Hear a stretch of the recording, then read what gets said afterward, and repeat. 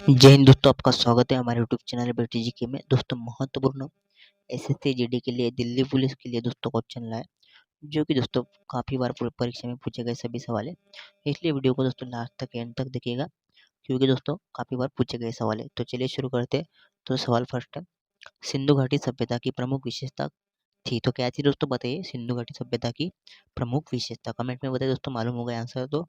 तो सिंधु घाटी सभ्यता की दोस्तों प्रमुख विशेषता थी दोस्तों नगर योजना एवं वास्तुकला। तो ऑप्शन डी याद रखिएगा, नगर योजना एवं वास्तुकला सिंधु घाटी सभ्यता की प्रमुख विशेषता थी, याद रखिएगा दोस्तों। अगला सवाल देखते हैं, 2 नंबर के लिए है, सिंधु घाटी सभ्यता में सबसे अधिक महत्व किस पशु का था।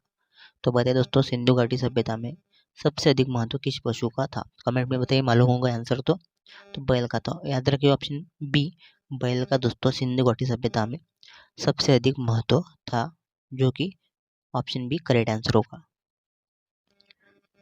नेक्स्ट सवाल है 3rd नंबर के लिए, अर्थशास्त्र पुस्तक के रचयिता कौन है। तो आप सभी को मालूम होगा, अर्थशास्त्र पुस्तक के रचयिता कौटिल्य है। तो ऑप्शन ए करेक्ट आंसर होगा कौटिल्य। नेक्स्ट सवाल देखते हैं, 4th नंबर के लिए है दोस्तों, मनुष्य ने सबसे पहले अग्नि का प्रयोग करना आरंभ किया। दोस्तों मनुष्य ने सबसे पहले अग्नि का प्रयोग करना आरंभ किया था प्राचीन पाषाण युग में। तो याद रखिए ऑप्शन है प्राचीन पाषाण युग में मनुष्य ने सबसे पहले अग्नि का प्रयोग करना आरंभ किया था। नेक्स्ट सवाल है अगला 5 नंबर के लिए, काफी इंपोर्टेंट सवाल है, याद रखिएगा, जोरवे संस्कृति का केंद्र कहाँ था। तो बताइए दोस्तों, जोरवे संस्कृति का केंद्र कहाँ था। तो महाराष्ट्र था।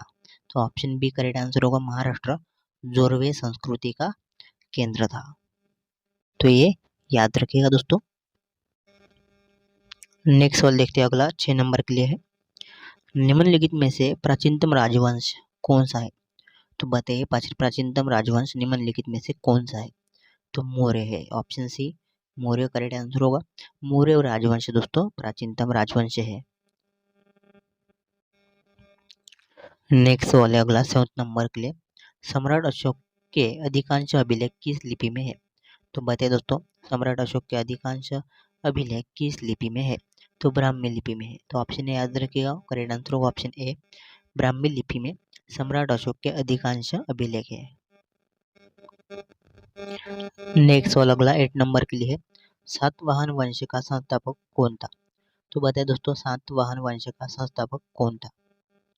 तो सिमुक था, ऑप्शन सी याद रखिएगा, करेक्ट आंसर होगा सिमुक सातवाहन वंश का संस्थापक था।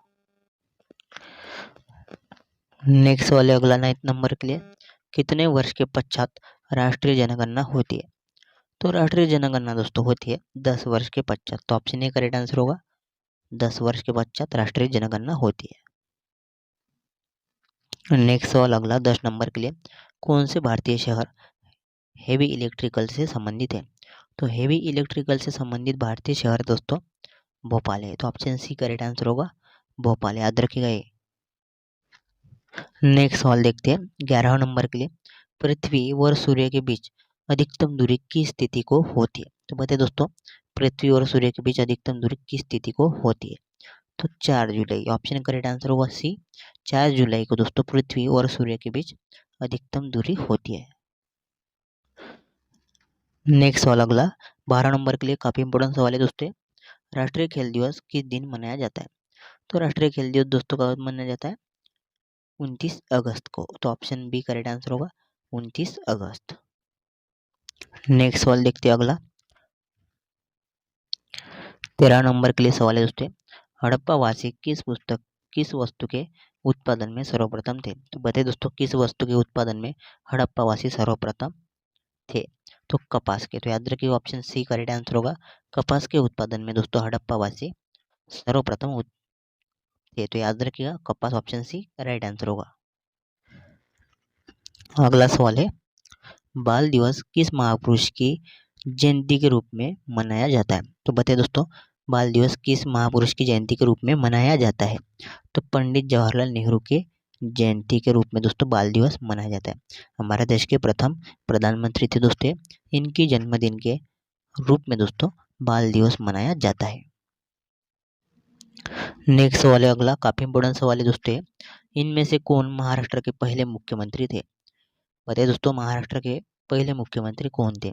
तो ऑप्शन ए दोस्तों यशवंतराव चौहान करेक्ट आंसर होगा। यशवंतराव चौहान दोस्तों महाराष्ट्र के प्रथम मुख्यमंत्री थे, याद रखिएगा ये।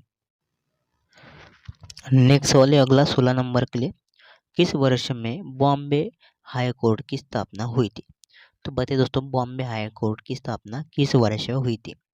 तो 1862 में। तो ऑप्शन ए राइट आंसर होगा, 1862 में बॉम्बे हाई कोर्ट की स्थापना हुई थी।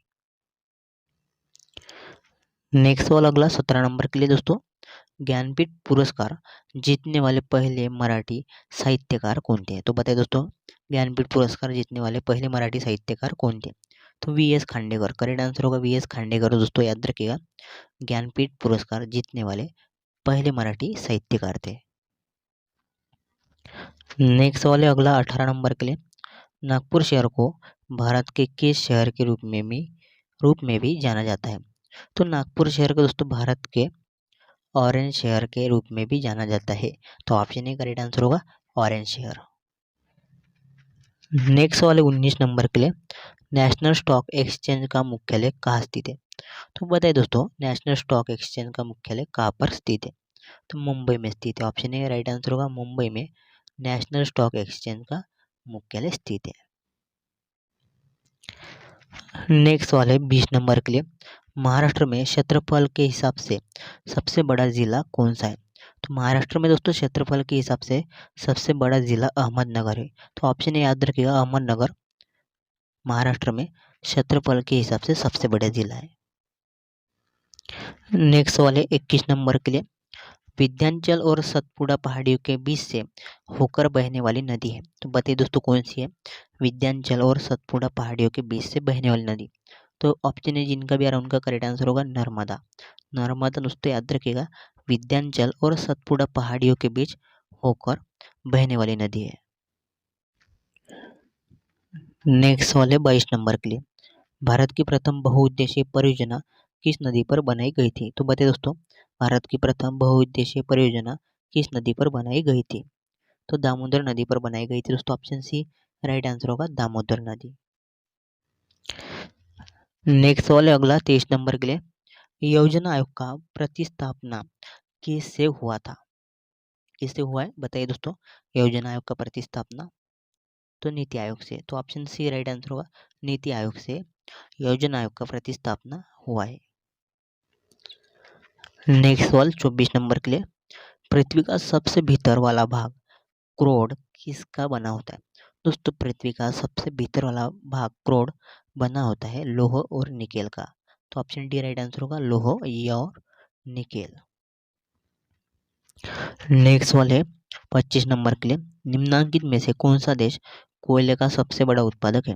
तो कोयले का सबसे बड़ा उत्पादक देश ऑप्शन सी अमेरिका है दोस्तों। अमेरिका याद रखिएगा कोयले का सबसे बड़ा उत्पादक देश है। तो आज के लिए इतना ही। आप हमारे चैनल पर नए हैं तो चैनल को सब्सक्राइब कीजिएगा, साथ ही बेल आइकन को भी प्रेस कीजिएगा ताकि आपको इसी तरह की वीडियो को नोटिफिकेशन मिलती रहे। वीडियो पसंद है तो वीडियो को लाइक कीजिएगा और अपने फ्रेंड को वीडियो शेयर भी कीजिएगा। धन्यवाद।